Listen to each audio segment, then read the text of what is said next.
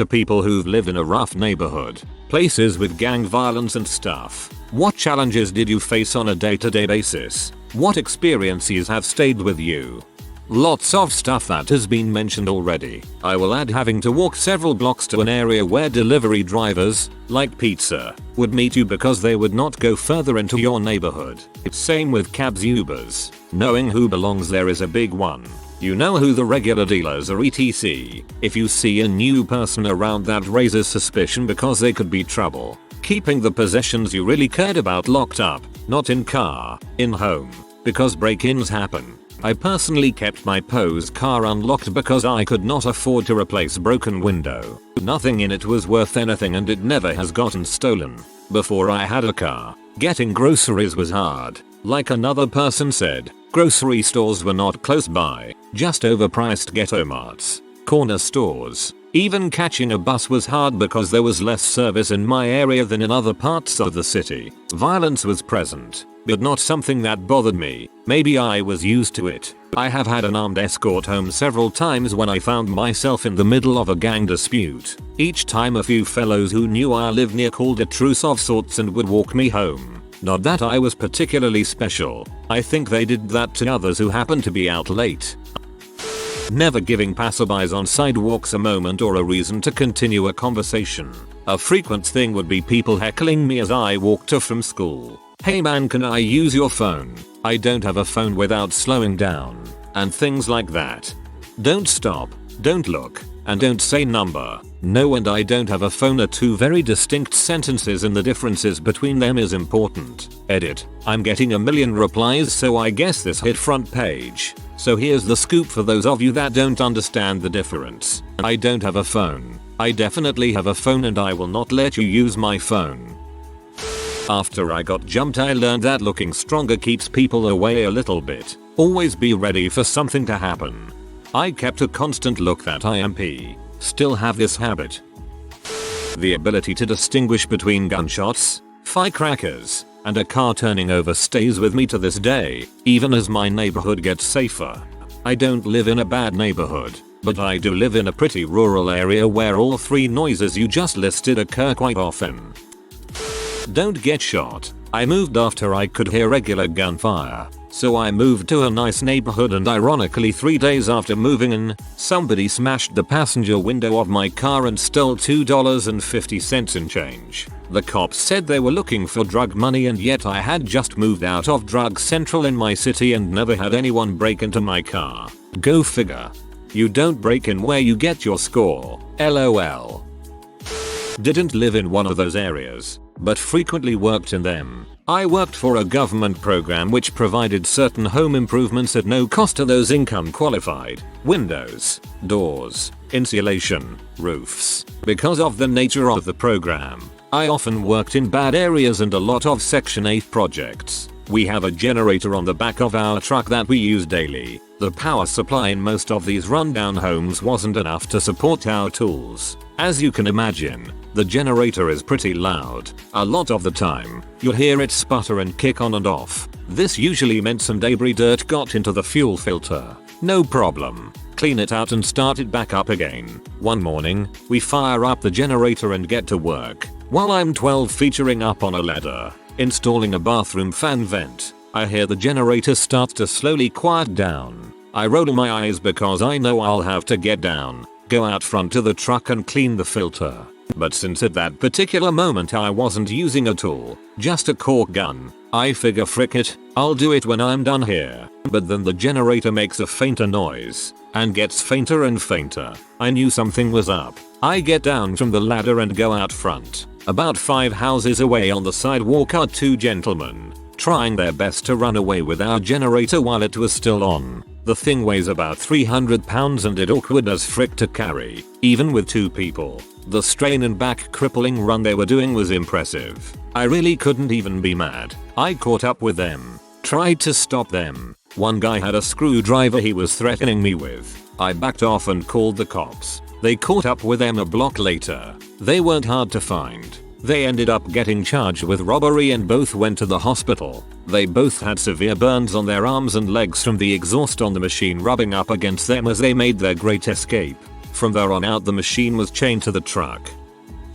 How normal it seemed until I was out from under that. You grow up knowing how to stay off the radar and not bother the wrong people. You see wild, crazy, scary things on the regular, and learn to keep your mouth shut and pretend you didn't. You are just a kid, like any other kid, but you have to be preternaturally aware of the relationships and hierarchies and happenings around you all the time to make sure you don't end up in the wrong place at the wrong time. For example, there was a guy who let his big mean dogs, I don't remember the breed, run loose in the neighborhood. But the dogs respected boundaries in terms of how close you could get to their house before you got your throat torn out. Stay far enough aware and they just sat watching you, with the occasional menacing growl. I spent the year we lived there thinking it was perfectly normal that I couldn't walk home from school on that one side of the street on penalty of death. It's just what happens. It's just your normal.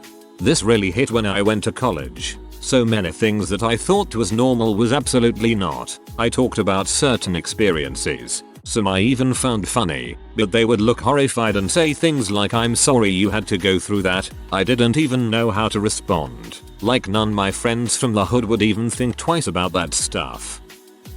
Couple years ago I was leaving my house for uni when I heard a huge bashing sound coming from my neighbor's house, who I didn't know well but had always seen around and chatted to occasionally. I lived with my bro and it was a rough neighborhood with lots of break-ins and fights, so I always tried to keep my head down and be polite. Anyway, I had a look and saw a guy, who later turned out to be a plainclothes policeman, with a battering ram breaking into the house. The police then swarmed the house and removed about 4 women, who looked like they had been abused, a whole bunch of dudes, and a crap ton of drugs and weapons. Turns out they were running a brothel and had been monitored by police for months. I knew something dodgy was going on because guys would come and go in the middle of the night and could always smell weed, but I had no idea it was that serious. Turns out they were keeping the women hooked on drugs and threatened them if they ever leaves the house. Scary stuff. Was always polite to them and kept my head down whenever possible. This was in the UK, but I guess the same thing would work anywhere else. The biggest thing for my ignorant teenage self was that nobody would want to drive me home because they'd be too scared. Once a friend's car broke down in my neighborhood and got guns pulled on him. Guess who never got rides again after that? Day to day isn't terrible. Keep your head down and keep moving. Also be polite to your neighbors and you won't have any real trouble. Only real experience that has stayed with me is that when I hear yelling shouting outside I don't react anymore. Yeah, I learned early on to just keep my head down. If there's some fight or commotion, just keep on walking. Don't stop. Don't interact. Moving out of there really made me numb to the minor bickering of others. You're always slightly on guard. Always keeping your doors locked. Your sense of relaxation and safety isn't fully there. Not too long ago someone walked into my neighbor's house about 20 feet from my front door and tried to steal their 6-year-old child. My story is somewhat funny. I used to live in the poor cheap prostitute area of Montreal. One day, my mom came to pick me up. I was wearing Bermuda shorts with an oversized t-shirt that was stained. Was going to help her paint her living room. I'm waiting on the street corner and a car pulls up that looks like my mom's. I bend down to look at the driver to make sure it's my mom before I hop in. It's her, so I get in the car. Next thing I know, some girls start running towards us, screaming that I stole her client and that her daddy will come for me. I told my mom to GTFO and I moved shortly after. Plot twist, your dad regularly picks up hoes in that car. Never lived in one, but I was a mailman in a really bad neighborhood for a couple years and saw a lot of interesting things. Drug dealing and robbery was rampant. I kept my mouth shut and the drug dealers in that neighborhood made sure I wasn't ever messed with. Since I delivered the paychecks and welfare checks, I wasn't to be touched. That's how they made their money. So it made perfect sense to protect me. I never had anyone give me any serious trouble. Couple of verbal spats here and there, but the ones I had to legitimately fear were the ones I was cool with. They let me do my job. I let them do theirs. I felt like an extra on the set of The Wire. That reminds me of one of my uncle's stories. He was a power line worker in LA for a few decades, which meant he had to fix power lines in all the rough areas, South Central, Compton, etc. When I was a kid I asked him if he was ever scared in those places. He said frick no. Those people aren't stupid. They aren't gonna kill the dude giving them power. I know it's been said a few times, but absolutely. Keep your head down and be polite as can be to your neighbors. Lots of the tougher dudes I warmed up to live with their elder S. But if not, it was their single parent. Man, be nice to them, help them out, and don't ask BS questions or get too friendly with the troublemaker in the home. They see you respecting their elder. That's huge. You don't need to be all chummy with them other than to show them simple respect too. Might be because I was white in a Hispanic black neighborhood, but making eye contact of any kind meant it was time to fight. Yep, this was how it is when we'd play ball too. We always left when certain dudes started showing up. No eye contact, no crap talking. Keep your head down, mind your business and try to get out. My dad was punched in the face as he passed a gang, and was assaulted on at least one other occasion. I was almost mugged twice, but I managed to avoid it. Me and my friends would alert each other when bad characters were around. We all carried pepper spray always. Our neighborhood went through phases. It wasn't always bad, but it went through years where it was pretty dangerous.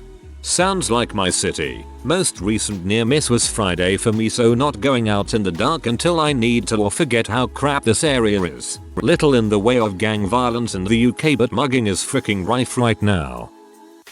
Didn't make eye contact with anyone walking down the street, especially when there's a crazy homeless person. Went straight home after school, etc. I never wore anything flashy, and mostly never wore makeup to look as unattractive as possible to not get unwanted attention. Same goes for my clothing style. Basically just try to be invisible. Going for a run in my old neighborhood was impossible. Hated going to the store walking for fear of getting chased by a dog. Thankfully I've since moved.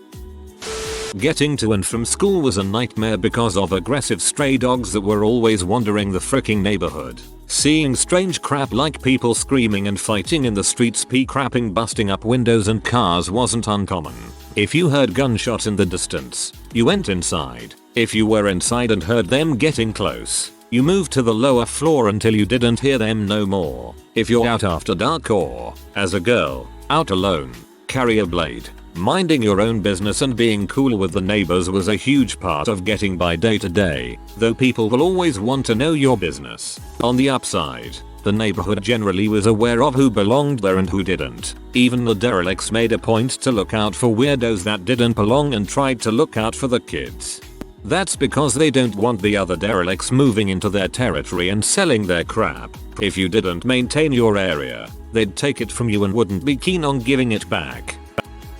Hillbilly white trash trailer park sort of rough. There's often wondering if that gunshot was redneck fun. Someone saw a possum, psychosis, or are we gonna be on the news tomorrow? Same with is that the couple that fights and breaks crap every night, or a different couple, and I'm hearing domestic violence, also being terrified to walk to a friend's because if you accidentally get too close to anyone's house they come running, sometimes armed, like a bat out of heck. But I can make moonshine and a mean fried chicken, so worth it?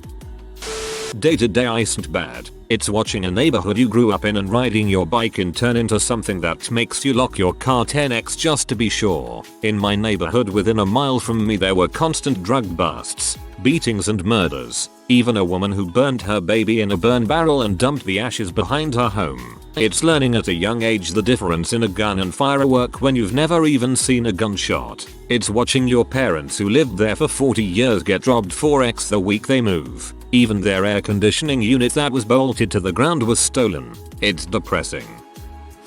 My dad stayed in a hotel overnight once on his way to his parents' house for Thanksgiving. In the morning he stopped to get gas, and when he got out got jumped by 5 guys who misread the back of his jacket and thought he was a part of some opposing gang. Then the gas station attendant, who was a 6'something black guy with a baseball bat, came out and scared them off by hitting the bat on the ground.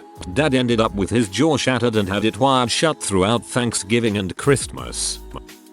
I grew up with drive-by shootings and gang activity in general. I feel like a lot of important childhood memories are interlaced with weird neighborhood crap. The day we got our first puppy, my friend across the street pulled a gun on his dad. When the cops showed up he ran down the street and turned the gun on himself. Everyone was fine that day, but I'll never forget having a new puppy and not being able to take it to the bathroom because we could get shot. I also learned to treat everyone with respect. People were stabbed to death next door. Drive-bys hit the house 2 doors down. No one ever shot us though. People looked out for us. In junior high I was chased home often by men yelling that they'd pay me for my services. In high school my family worked nights and I was home alone. At this point my friend across the street just got out of prison and was I was home alone.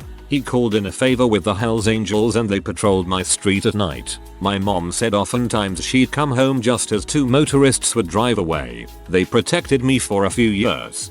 That's cool as frick that your buddy would call up the Hells Angels to post up outside your house. Edit. Wow, I've never got this many upvotes. Thank you. I'm from Miami, specifically Miami Gardens, North Miami Beach, which has a ridiculously high crime rate. I didn't have a social life from elementary to most of high school because my parents made me stay inside. There were a few things that stuck with me. 1. The world is pretty quiet. In my hometown, there were sirens and helicopters nearly 24/7. When we finally moved away, it was something of a shock at how quiet everything was. It honestly felt like I was on a vacation for so many months after we moved. 2. The smell of weed makes my stomach turn to this day. It was always in the air and my parents just told little kid me that it was goat cooking. They didn't tell me the truth till after we had moved. 3. A very distinct memory I have of Miami is one day my dad was driving me to school. As we turned a corner only a couple of blocks away from our house, we came upon yellow police tape. Laying in the middle of the street was a hazardously covered body. That image always comes to mind whenever Miami comes up.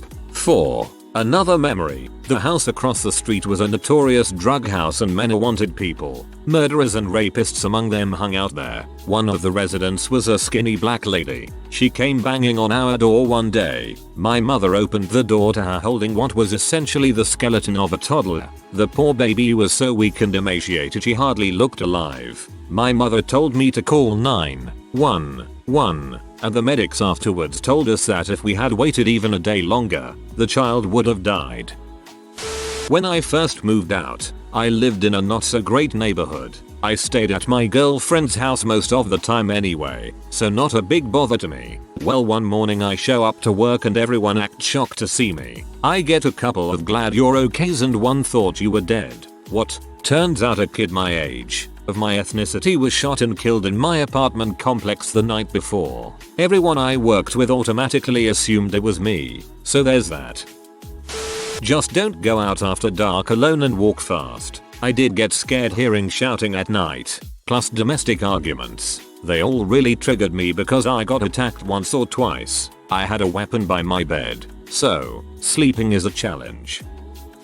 Not me, but I know a bloke who had to rip up product boxes they throw out on the curb for collect. So if they buy a new TV, they tear the box apart and throw it away piece by piece. This was so your house didn't get broken into. Also purposely buying a used car with dents and bumps, so stealing would not be as attractive.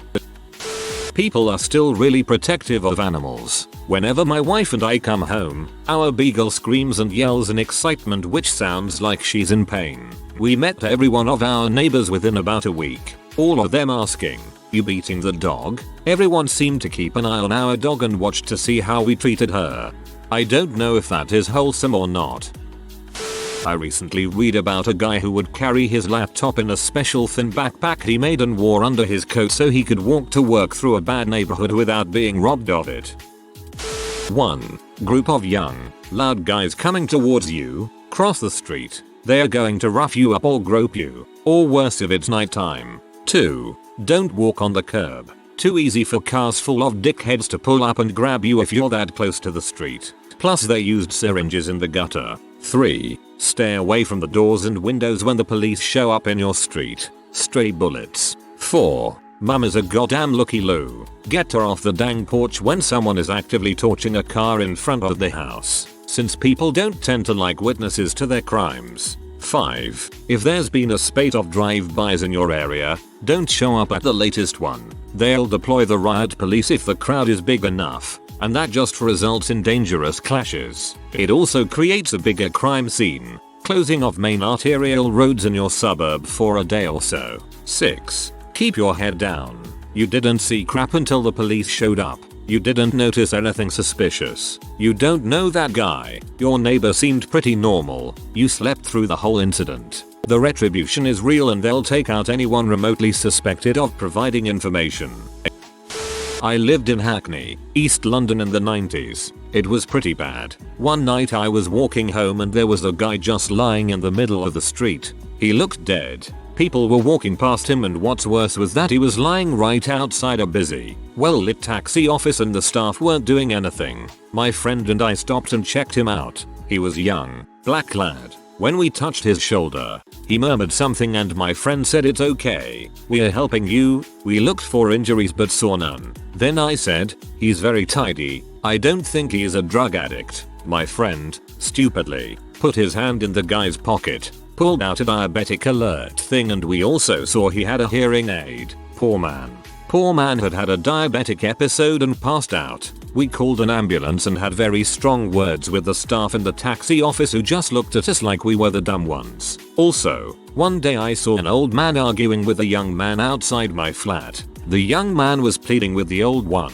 Please uncle, please. Thought no more about it till 2 days later. The lift kept going past my floor, 17th, and stopping on the 19th. When the lift doors opened I saw the door to one of the flats on that floor was always open. Turned out it was uncle's flat. The young man had killed him shortly after that argument because uncle wouldn't lend him money. Uncle was lying on the floor just beyond that open door. Uncle was a local moneylender, and he was murdered for his cash. I grew up in Flint, Michigan which, before the poisonous water, was known for its crime rates, gang violence, etc. Well, both of my parents were cops and this was at the rise of social media. So when all my friends were making MySpaces, I couldn't because if someone found out about my family and where we lived we could be attacked. So I never had social media as a teen. And I still don't have things like Facebook, Instagram, or Twitter. Don't get involved in the hard drug trade. I don't know of many people getting shot over weed, but anything that is addictive is a bad call. Also don't screw over anyone money-wise. Sometimes it's easier to be a woman than a man. I was kept out of a lot of trouble simply due to being female. I wasn't a threat, so no one fricked with me. I kept my head down and my eyes out of other people's business. I was also never the first to call 911 if there were gunshots.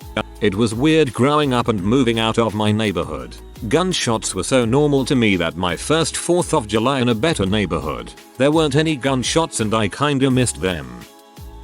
The experience that will stick with me the most was when, during my senior year in HS, I was working at a small music shop. One day in walks this group of about 6 guys, most of them teens. With them was a kid no older than 8. While casually walking around looking at CDs, this kid was using a fingernail file to file down a plastic toothbrush into a prison shank. This hit me pretty hard because at first I thought that it was fricked up that these teens were teaching a kid this. Then I realized that it was probably an important life skill for him and that there was a very real chance that he would have to put that skill to use at some points in his life. These kids were like the most fricked up Boy Scout troop ever.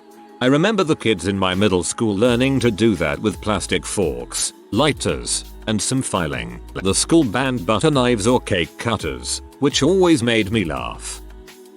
If you are new to the channel, you can subscribe. I publish new videos every day. Until then, check another video.